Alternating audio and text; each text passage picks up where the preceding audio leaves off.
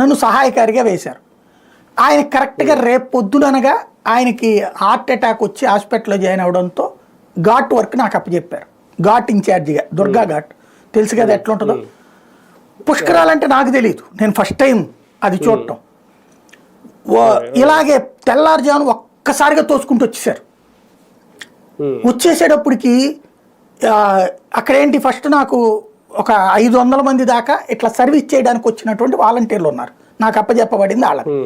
వాళ్ళు షిఫ్ట్కి 150 మంది చొప్పున పనిచేస్తారనమాట. 3 షిఫ్ట్లో 150 ఒక షిఫ్ట్లో 100 మంది ఉంటారు. ఇట్లాగా నాకు అప్పచెప్పబడినటువంటిది. నేను వాళ్ళతో పని చేయించాలి. ఆ తర్వాత ఇంకా వచ్చారని 1000 చేశారనుకోండి, 1000 మంది దాకా పనిచేశారు.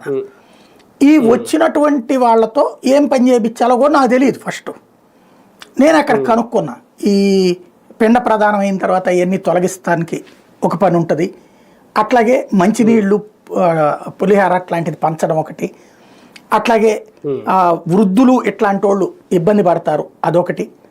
అక్కడ జనం క్యూ లైన్లో వెళ్ళేటట్టు చూడటం పోలీసులు చేస్తారు. కానీ వాళ్ళు ఒక్కళ్ళ వల్ల కాదు కాబట్టి మన సహాయం కూడా ఉండాలి. ఇది అక్కడ నేను గ్రహించింది. ఎవరు చెప్పలా నాకు, మాకు సేవ చేయండి అని చెప్పారు, వదిలేశారు అంతే. సరే నేను అది అనుకున్నా. కాసేపు ఈ నోట్ చేసుకుని ఎవరెవరికి ఎట్లా పెట్టాలన్నది నేను ఆలోచించుకుంటున్నా. ఈ లోపుగా గేట్లు తెరిచేటప్పటికి ఒక్కసారిగా తోసుకుని అందరూ వెళ్ళిపోయి ఫస్ట్ సెకండ్లో మేమే స్నానం చేయాలన్నటువంటిది జరిగింది. తొక్కిసలాట జరిగిపోతుంది. ఆ రోజున నా పోలీసులకు చెప్తున్నా, సార్ మీరు వేసేయండి తలుపు అని. ఇక్కడ ఎట్టయిపోయిందంటే నేను ఆ స్టార్టింగ్ పాయింట్ దగ్గర ఉన్న పైన మెయిన్